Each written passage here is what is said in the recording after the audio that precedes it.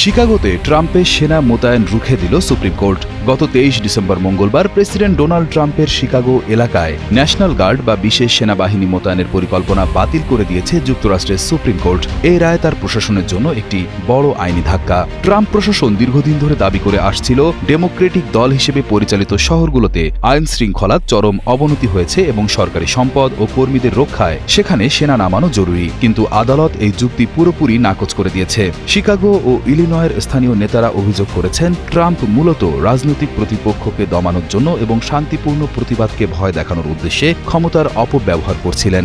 আদালতের পর্যবেক্ষণে উঠে এসেছে সেখানে চলমান বিক্ষোভগুলো মোটেও ট্রাম্পের বর্ণিত যুদ্ধক্ষেত্রের মতো নয়, বরং সেগুলো সীমিত এবং শান্তিপূর্ণ, যা স্থানীয় পুলিশই সামলাতে সক্ষম।